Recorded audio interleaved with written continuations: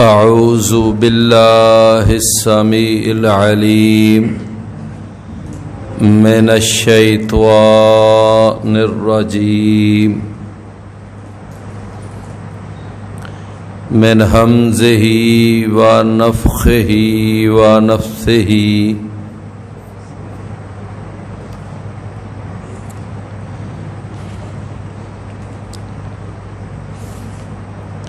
یا ایھا الذین آمنوا لا تکونوا کالذین آذوا موسیٰ فبرأہ اللہ مما قالوا وکان عند اللہ وجیہا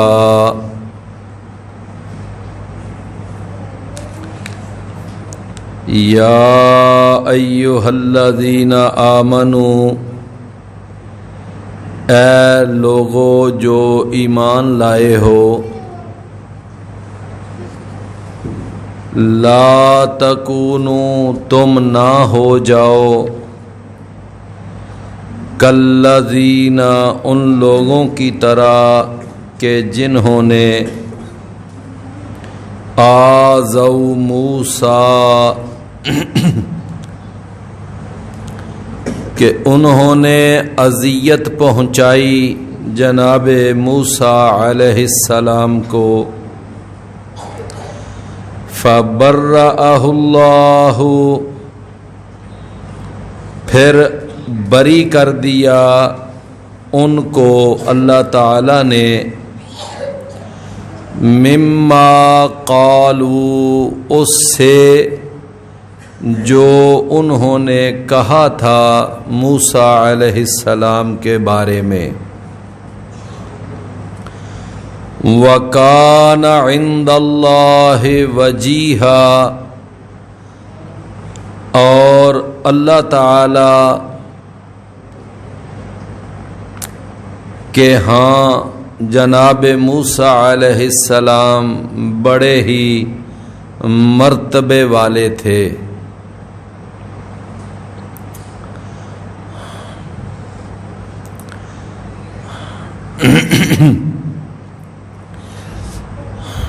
بھائیو یہ جو ستون سے پیچھے بھائی نیچے بیٹھے ہوئے ہیں وہ ذرا تھوڑی سی تکلیف کریں آگے جو جگہ خالی یعنی آپ ٹھیک ہیں آپ ستون سے پیچھے جو بھائی ہیں وہ ذرا آگے آ جائیں یہ جگہ دیکھے ہیں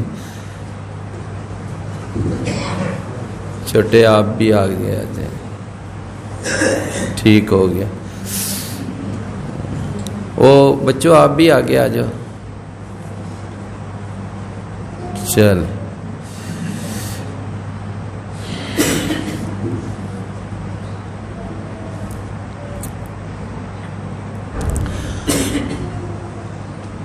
میں نے ابھی جو آیت مبارکہ پڑھی ہے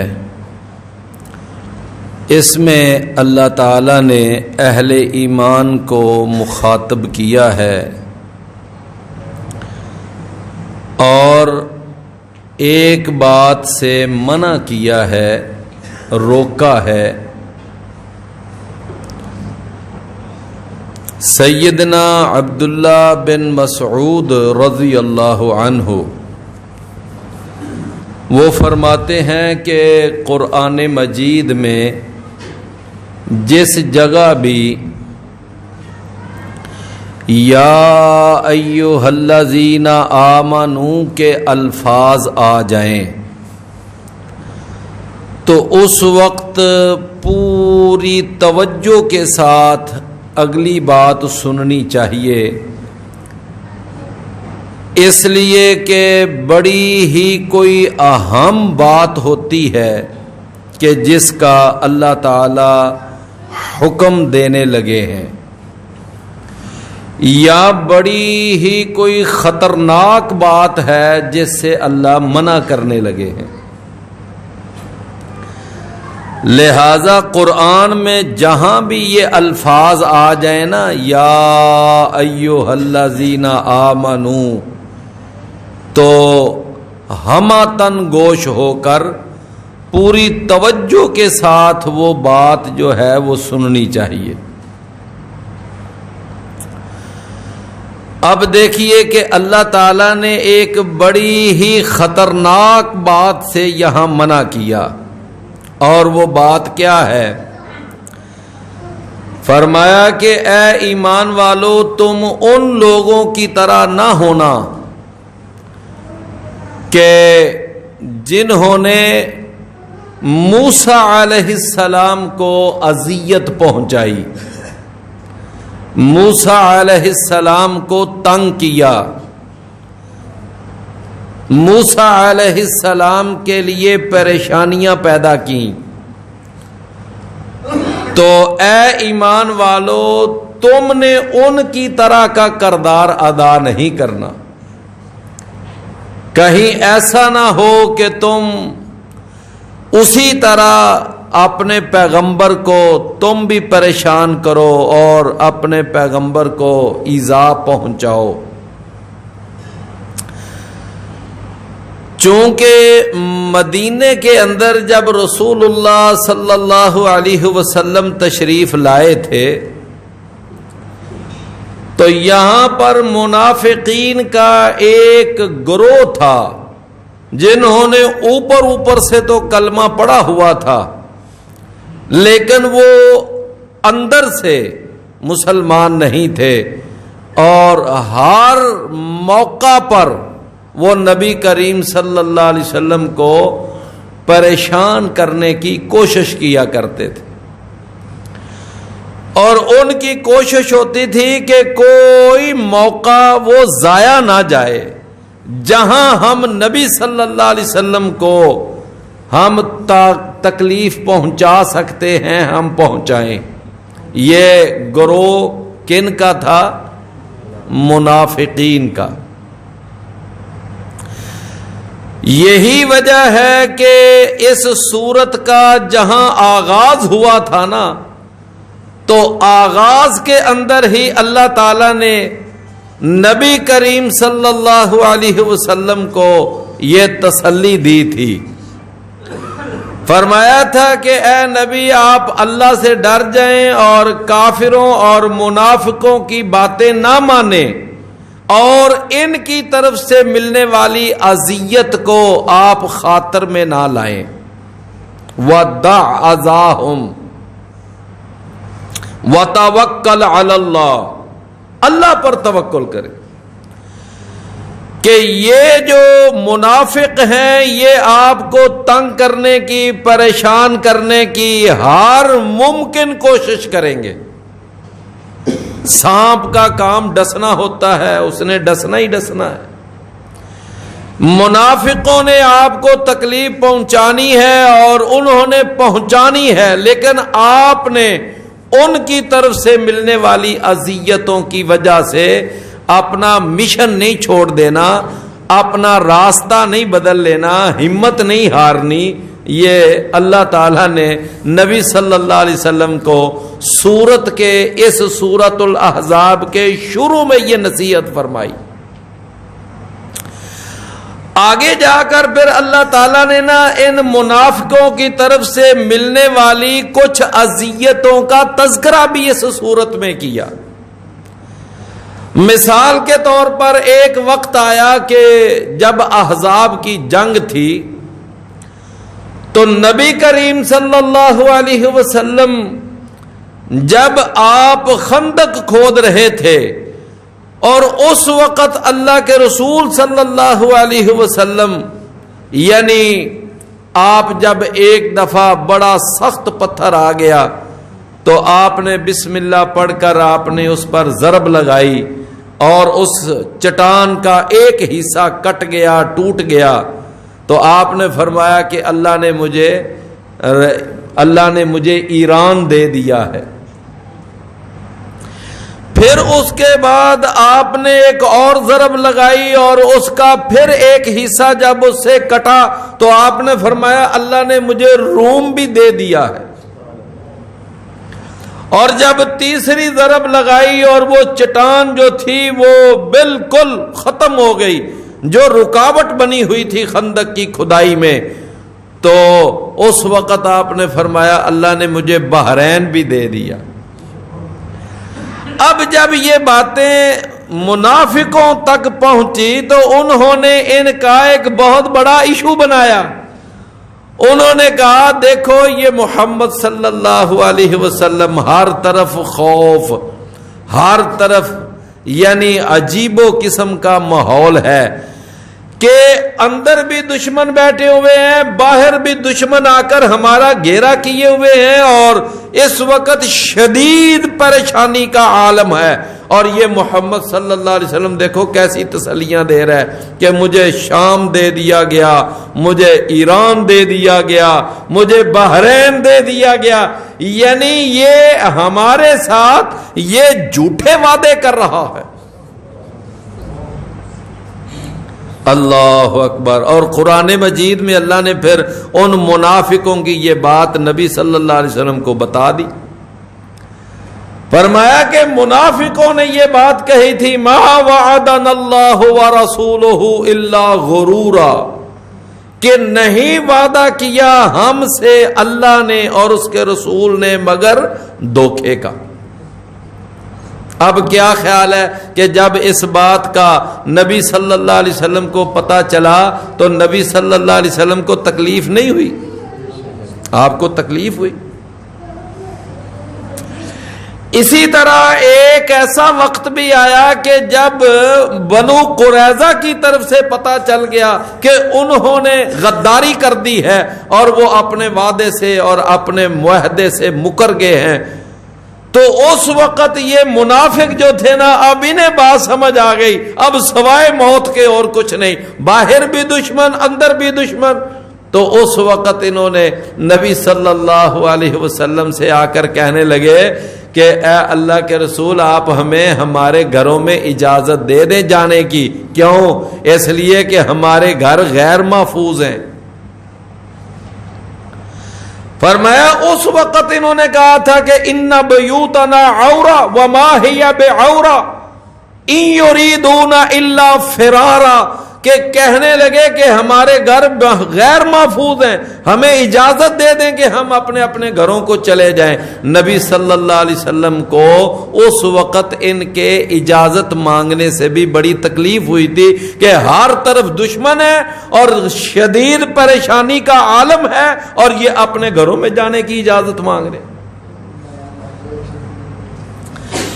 اسی طرح میرے بھائیوں ایک اور بھی بڑا موقع آیا کہ جب انہوں نے منافقوں نے یہ باقاعدہ پروپیگنڈا کیا اور ایک ایک بندے کے پاس جا کر کہنے لگے کہ یا اہل یثرب لا مقام لکم، اے یثرب والو اب یہاں دشمن کے مقابلے میں کھڑے ہونے کی کوئی صورت نہیں ہے. ذرا دیکھو کوئی بلا مقابلہ ہے، 10,000 کا لشکر باہر آ رہا ہے اور اندر بنو قریظہ، اور پھر ہر طرف خوف و ہراس. بلا محمد صلی اللہ علیہ وسلم کس کس کے ساتھ ٹکر رہے گا؟ تو میرے بھائیوں انہوں نے کوئی موقع ایسا نہیں کہ جس کو انہوں نے ضائع کیا. ایک وقت ایسا آیا کہ نبی کریم صلی اللہ علیہ وسلم نے جب 4 سے زیادہ شادیاں کی اس وقت منافقوں نے بڑا اعتراض کیا. یہ میں بات پیچھے بتا چکا ہوں کہ دیکھو کہ ہمارے لیے حکم یہ ہے کہ 4 سے زیادہ نہیں، اور اپنے لیے دیکھو 11 بیویاں رکھی ہوئی ہیں. اور پھر اللہ تعالیٰ نے نا پھر سارا ان کا پھر وہ جتنا بھی اندر کا گند تھا منافقوں کا سارا کھول کر لوگوں کے سامنے بیان کیا اور سبب بتایا کہ ہم نے اپنے پیارے پیغمبر محمد صلی اللہ علیہ وسلم کو 4 سے زیادہ شادیوں کی اجازت کیوں دی ہے. فرمایا ہم نے اجازت دی ہے اور ہم تمہیں بتاتے ہیں وجہ کیا ہے, کیوں ہم نے ان کو 4 سے زیادہ شادیوں کی اجازت دی.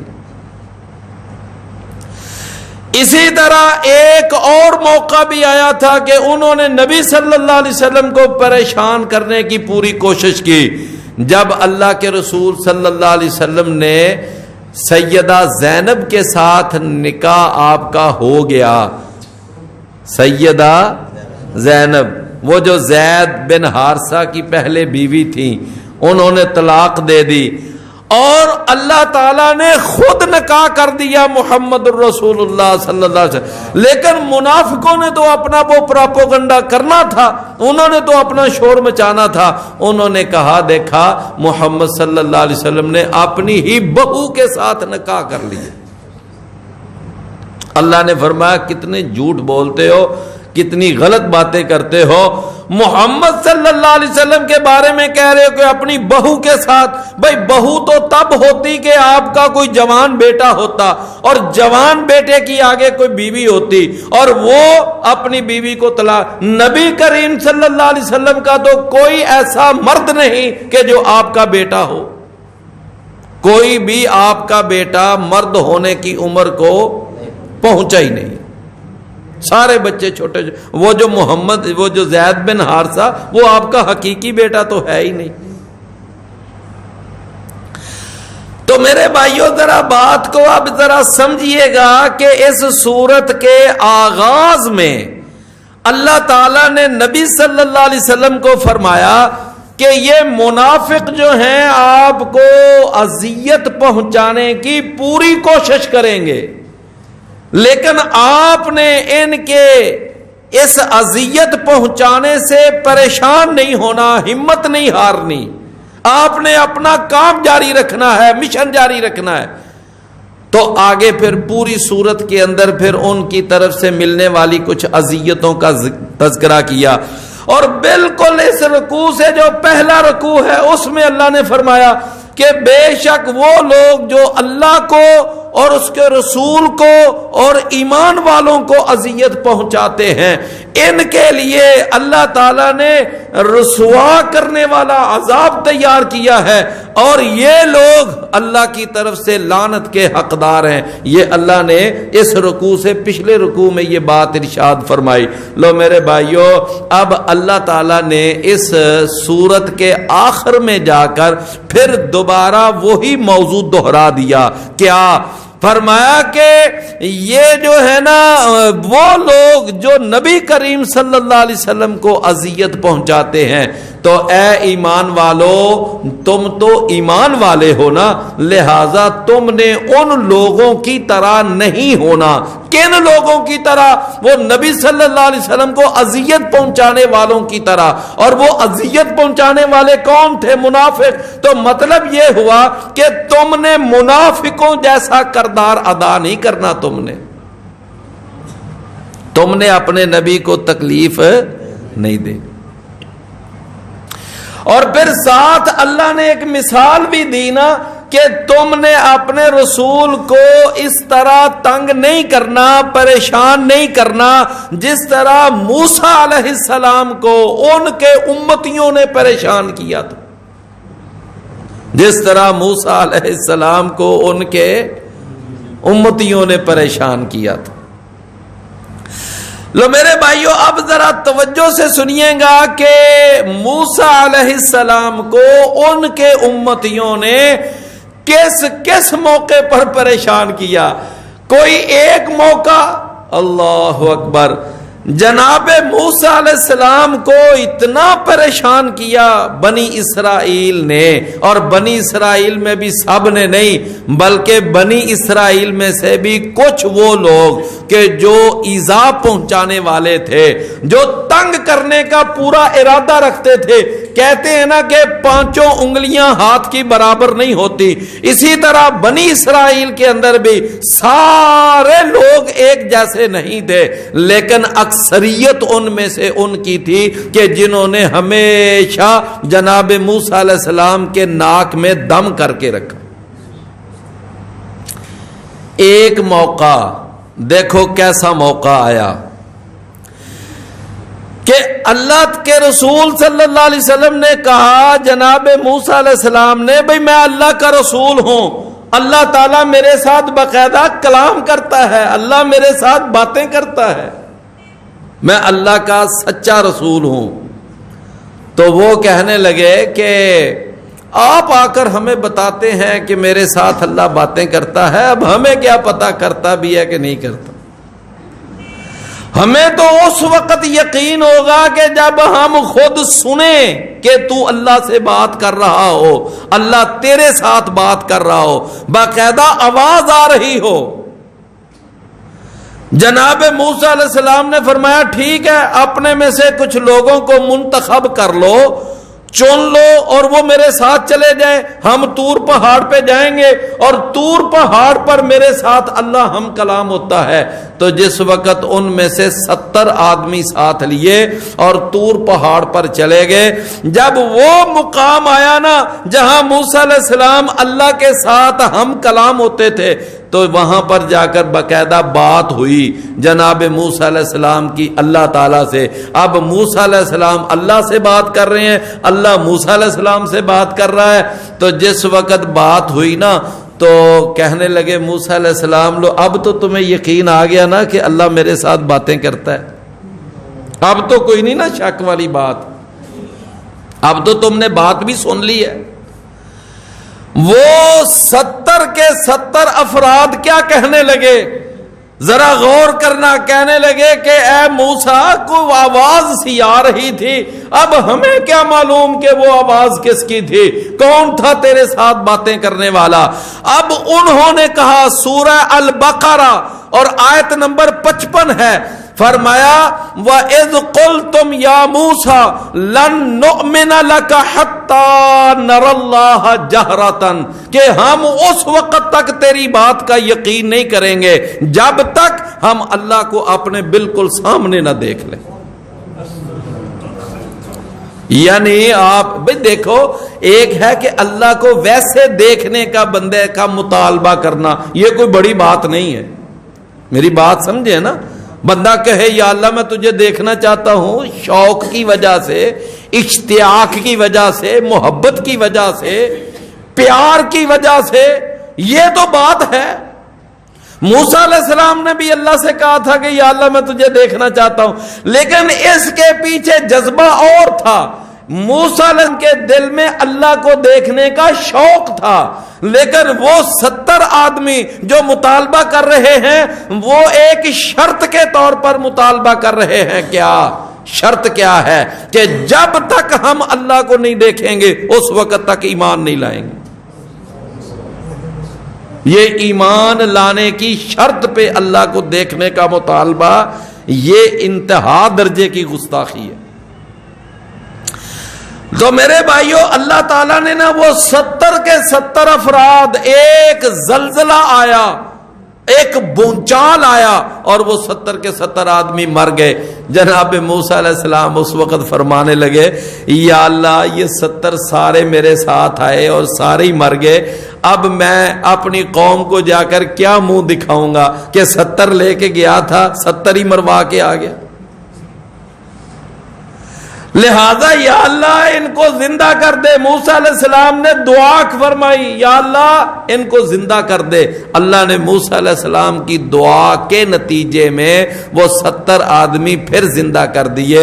میرے بھائیو، یہ ان کا جملہ جو تھا کہ ہم ہرگز نہیں ایمان لائیں گے یہاں تک کہ ہم اللہ کو اپنے سامنے دیکھ لیں، یہ بات موسیٰ علیہ السلام کے لیے کس قدر تکلیف دہ بات تھی، تکلیف دہ بات تھی نا۔ تو اللہ نے فرمایا کہ اے ایمان والو، تم نے یعنی وہ کردار ادا نہیں کرنا جو موسیٰ علیہ السلام کے امتیوں نے جناب موسیٰ علیہ السلام کے ساتھ کردار ادا کیا تھا۔ ایک دوسرا موقع بھی آیا تھا کہ انہوں نے جناب موسیٰ علیہ السلام کو بڑا ہی پریشان کیا۔ وہ کون سا موقع تھا کہ جناب موسیٰ علیہ السلام نے اللہ سے دعا کی کہ یا اللہ، اب یہ سارے بنی اسرائیل جو لاکھوں کی تعداد میں تھے، یہ نہیں کہ 2-4 ہزار 15-20 ہزار نہیں، بلکہ تعداد ان کی کتنی تھی؟ لاکھوں میں تعداد تھی۔ اب آپ مجھے بتائیے، یہاں پر ماشاءاللہ مہمان آتے ہیں اور آپ ان مہمانوں کے کھانے کا بندوبست کرتے ہیں، تو بہرحال ایک تردد اور مشقت تو ہوتی ہے نا مہمانوں کی مہمان نوازی اور ان کے لیے انتظام و انصرام، اور افراد 100 تقریباً، لیکن لاکھوں کے یعنی ایک بہت بڑے جم غفیر کے کھانے کا انتظام ایک بہت بڑا مسئلہ ہے۔ جناب موسیٰ علیہ السلام نے اللہ سے دعا کی، یا اللہ، یہ میرے کہنے پر یہ مصر چھوڑ کر میرے ساتھ آ گئے ہیں، اور انہوں نے وہ دریائے قلزم جو ہے، بحر قلزم، اس کو بھی کراس کر لیا ہے۔ اب آگے سارا جنگل بیابان ہے، نہ یہاں پر کوئی کھیتی باڑی، نہ یہاں پر کوئی بازار مارکیٹ، اب کھائیں گے کہاں سے، کیا کریں گے؟ اللہ تعالیٰ نے فرمایا موسیٰ آپ پریشان نہ ہوں، میں ان کے لیے روزانہ من سلوا اتارا کروں گا، ریڈی میڈ کھانا۔